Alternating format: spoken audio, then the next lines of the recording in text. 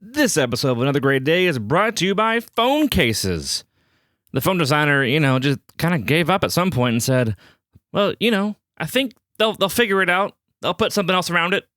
It's February 13th, 2024, and I'm Chris Taylor, and this is not Aaron today. He's not back yet. He's out somewhere with that robot or somewhere. I don't know. We'll get him back as soon as we can.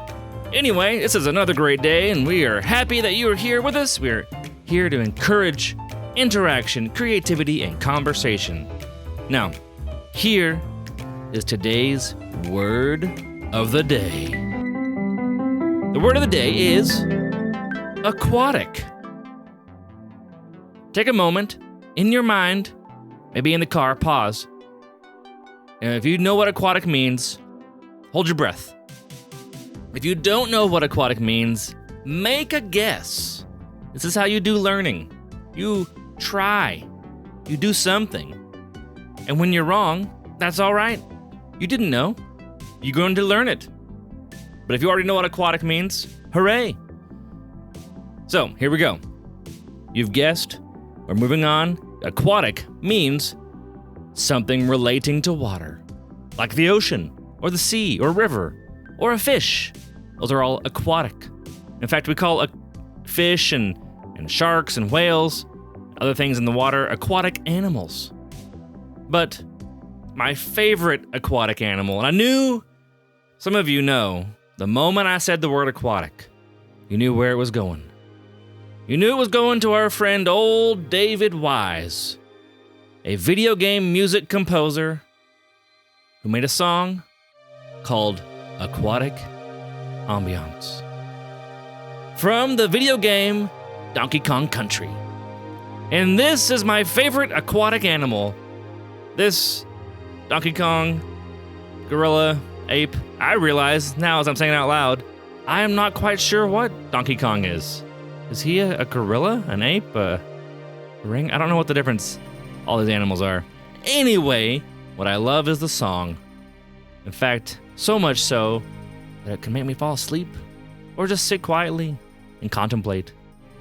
And maybe I'll be playing it in the background. I'll make some version of it and I'll play it here, right here.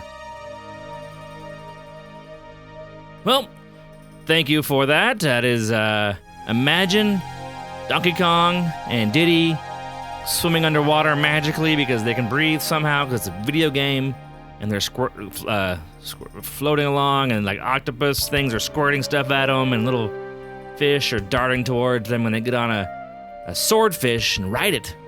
It's got some kind of name. I don't know what it's called, but I'm sure someone out there knows. Send it in. If you know what it is, send in the name of the fish. But speaking of fish, that'll bring us to this day in history. 1867.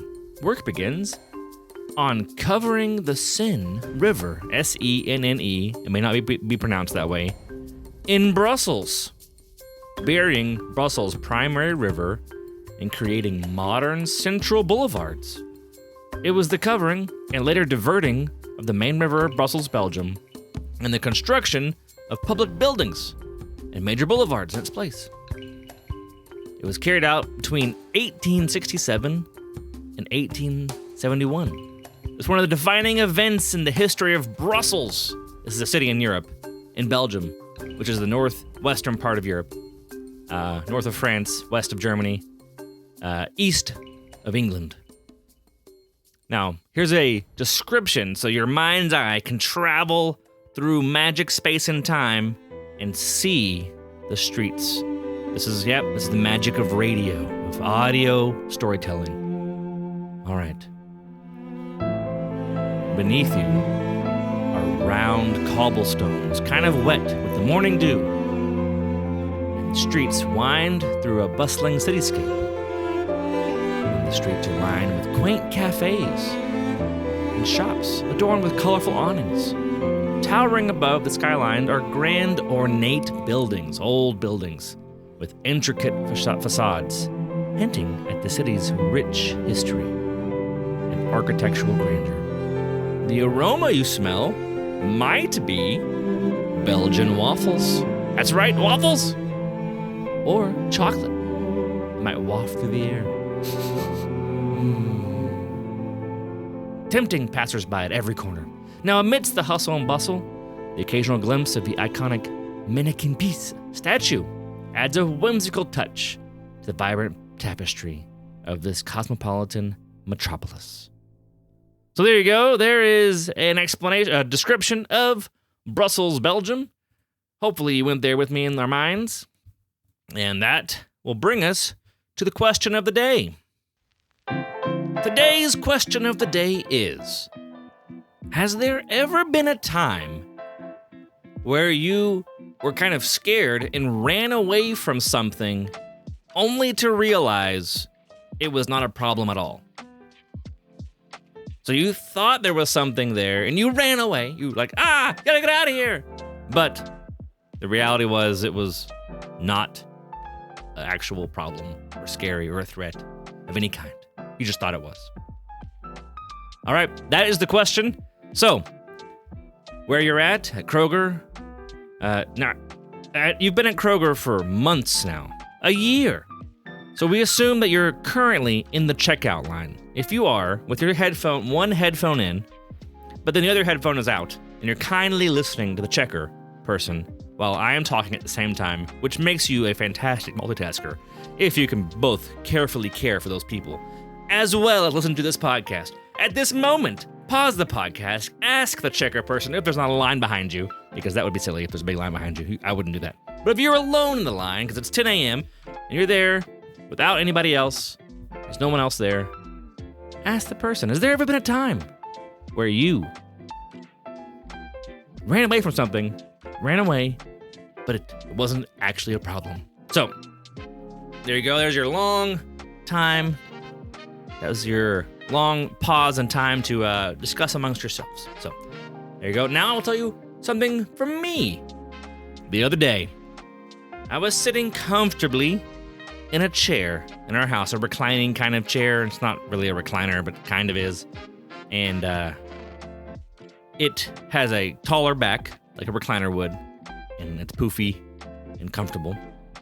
And so I was leaning back in the chair, and I thought, what a wonderful moment. And I was doing something, probably doing the worst thing on earth, looking at the phone. But while I was doing this, I wear glasses.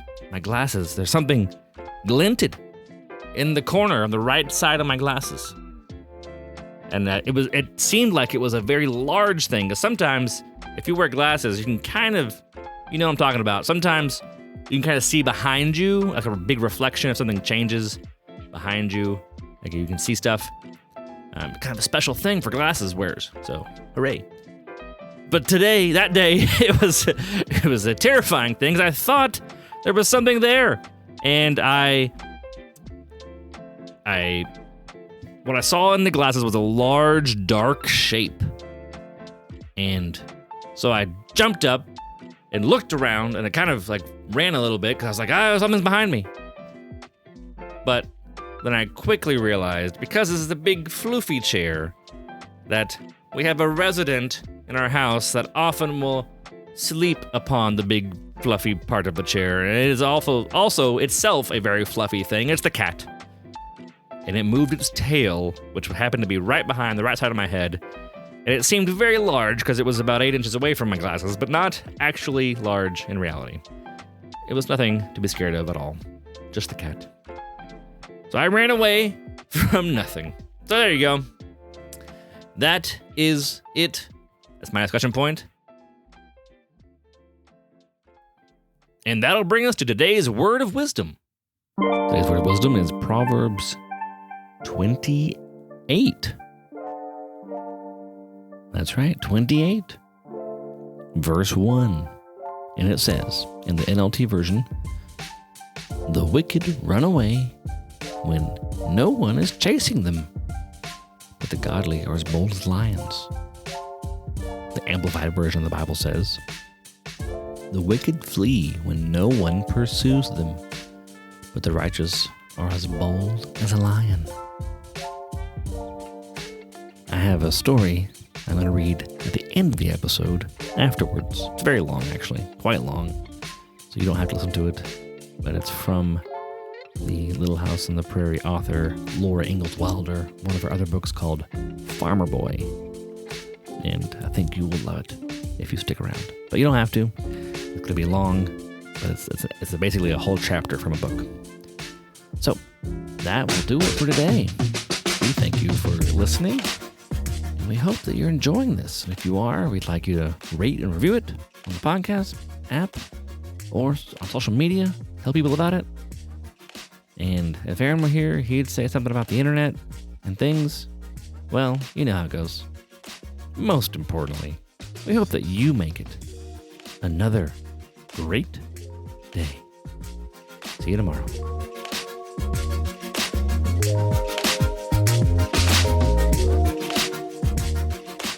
All right, so this is the end of the episode. And if you're still listening, you have permission to turn it off. It's going to be long. Also, this is since Aaron's not here, I can do whatever I want. I'm just going to do a thing, even though it's going to be crazy long. So here we go. Here it is. This is from the book Farmer Boy, written by Laura Ingalls Wilder. Here's a little synopsis I found on the website of a place that was selling the book. It says, while Laura Ingalls grows up on the prairie, Almanzo Wilder, who she marries later in life, is living on a big farm in New York State. Here, Almanzo and his brother and his sisters help with summer planting and the fall harvest. In winter, there is wood to be chopped and great slabs of ice to be cut from the river and stored. Times for fun comes when the Jolly Tin Peddler visits, and best of all, when the fair comes to town. So this is the general synopsis of the book. It's kind of a year in the life, or a year and a half in the life of the Wilder family in upstate New York in the 1860s. So here is a small little excerpt from the book. My summary is that the parents leave for a week, and the children are to keep house. I believe this chapter is called Keeping House. Almanzo is the youngest, age 9. Alice is 13. Eliza Jane is 16. And Royal, 19. Eliza Jane tries to keep the younger ones in line. They have their own plans, and they end up making ice cream and cake. And in one afternoon, here's where the story picks up, the actual book chapter part. Alice said, this is the younger sister. Alice said she knew how to make a pound cake. And she said she'd make one. And then she was going to go sit in the parlor. Almanzo thought that wouldn't be any fun.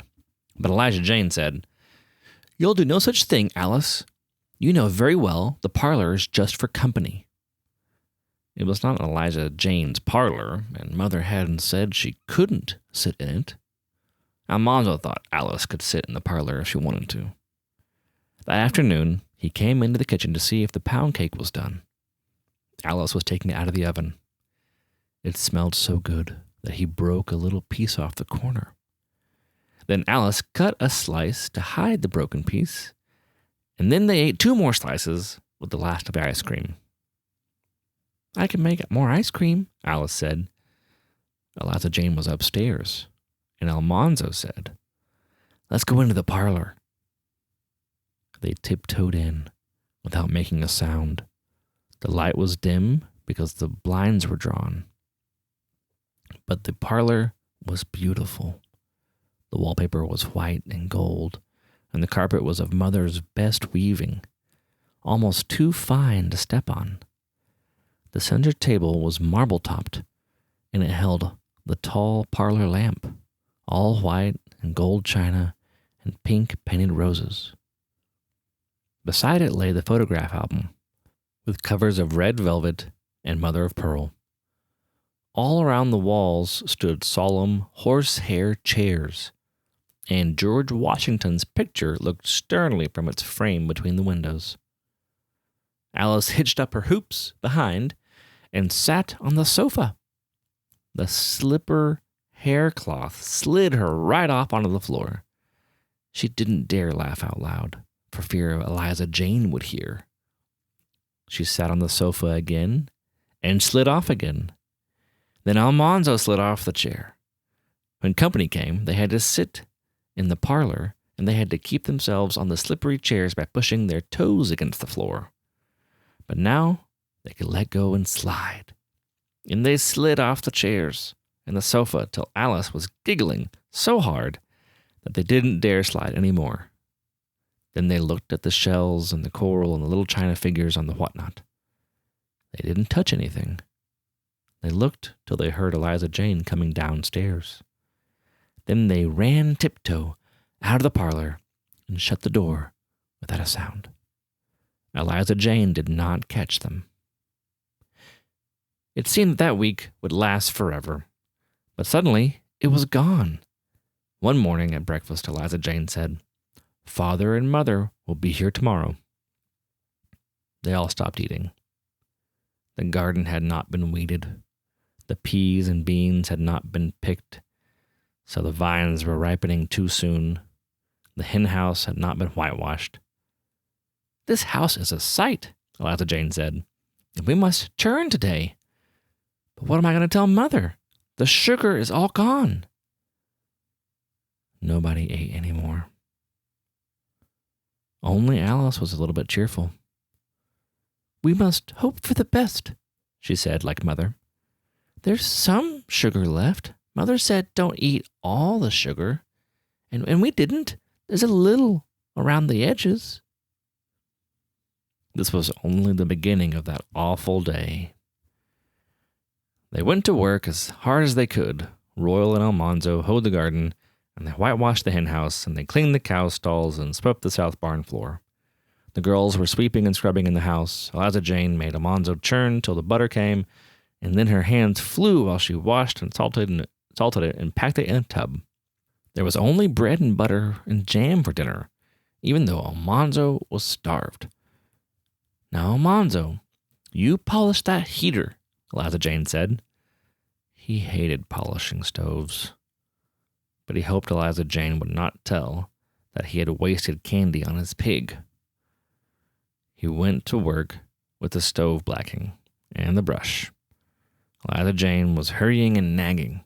"Be careful, you don't spill the polish," she said, busily dusting. Almanzo guessed he knew enough not to spill the stove polish, but he didn't say anything. "Use less water, Almanzo. And mercy, rub harder than that." He didn't say anything. Eliza Jane went into the parlor to dust it. She called, "Almanzo, that stove done now?" "No," said Almanzo. "Goodness, don't dawdle so." Almanzo muttered, "Whose boss are you?" Eliza Jane asked, "What'd you say?" "Nothing," Almanzo said. Eliza Jane came to the door. "You did say something." Almanzo straightened up and shouted, "I say, whose boss are you?" Eliza Jane gasped, and then she cried out, "You just wait, Almanzo James Wilder. You just wait until I tell my—" Almanzo didn't mean to throw the blacking brush. It flew right out of his hand. It sailed past Eliza Jane's head. Smack! It hit the parlor wall.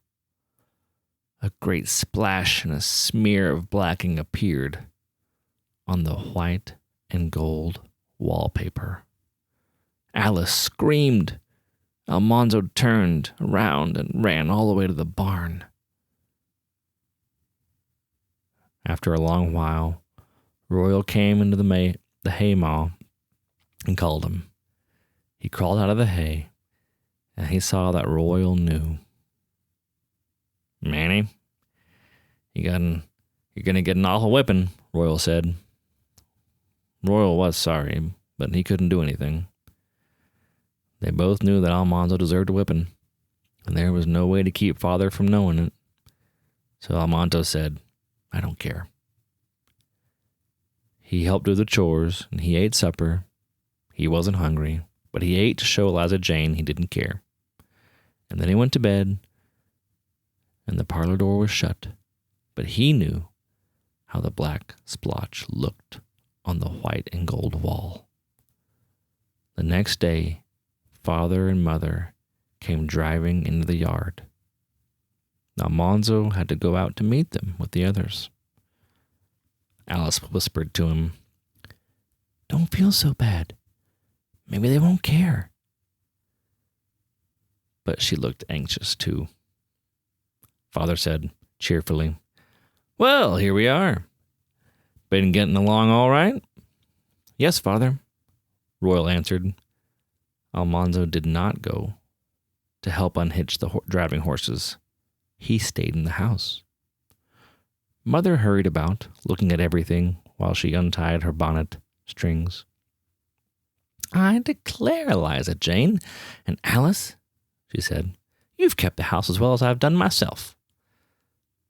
"Mother," Alice said in a small voice. "Mother?" "Well, child, what is it?" "Mother," Alice said bravely, "you told us not to eat all the sugar. And Mother, we ate almost all of it." Mother laughed. "You've been so good," she said. "I won't scold you about the sugar." She did not know about the black splotch on the parlor wall. The parlor door was shut. She did not know it on that day or the next day. Almanzo could hardly choke down his food at mealtimes. And Mother looked worried. She took him to the pantry and made him swallow a big spoonful of horrible black medicine that she had made of roots and herbs. He didn't want her to know about the black splotch, and yet he wished she did know. When the worst was over, he could stop dreading it. That second evening, they heard a buggy driving in the yard. Mr. and Miss Webb were in it. Father and Mother went out to meet them, and in a minute they all came into the dining room. Almanzo heard Mother saying, "Come right into the parlor." He couldn't move. He couldn't speak. This was worse than anything he had thought of. Mother was so proud of her beautiful parlor. She was so proud of keeping it always nice.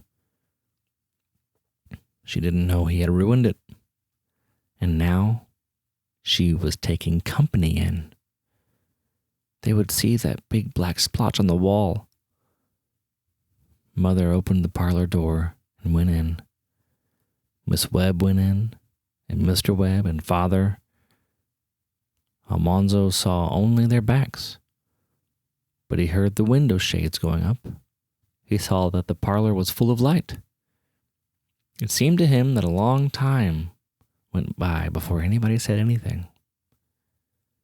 Then Mother said, "Take this big chair, Mr. Webb, and make yourself comfortable. Sit right here on the sofa, Miss Webb." Almanzo couldn't believe his ears. Miss Webb said, "You have such a beautiful parlor. I declare it's almost too fine to sit in." Now Almanzo could see where the blacking brush had hit the wall, and he could not believe his eyes. The wallpaper was pure white and gold. There was no black splotch. Mother caught sight of him and said, "Come in, Almanzo." Almanzo went in. He sat up straight on the haircloth chair and pushed his toes against the floor to keep from sliding off. Father and Mother were telling all about the visit to Uncle Andrew's. There was no black splotch anywhere on that wall. "Didn't you worry leaving the children here alone, and you so far away?" Miss Webb asked. "No," Mother said, proudly. "I knew the children would take care of everything just as well as if James and I were home." Almanzo minded his manners and did not say a word. Next day, when no one was looking, he stole into the parlor. He looked carefully at the place where the black splotch had been. The wallpaper was patched. The patch had been cut out carefully around the gold scrolls, and the pattern was fitted perfectly, and the edges of the patch were scraped so thin he could hardly find them. He waited until he could speak to Eliza Jane alone. Then he asked, "Eliza Jane, did you patch that parlor wall paper for me?" "Yes," she said. "I got the scraps of wallpaper from that they were saved in the attic, and I cut out the patch and put it on with flour paste." Almanzo said gruffly, I'm sorry I threw that brush at you. Honest, I didn't mean to, Eliza Jane." "I guess I was aggravating also," she said. "But I didn't mean to be. You're the only little brother I've got." Almanzo had never known before how much that he liked Eliza Jane. They never told about the black splotch on the parlor wall, and Mother never knew.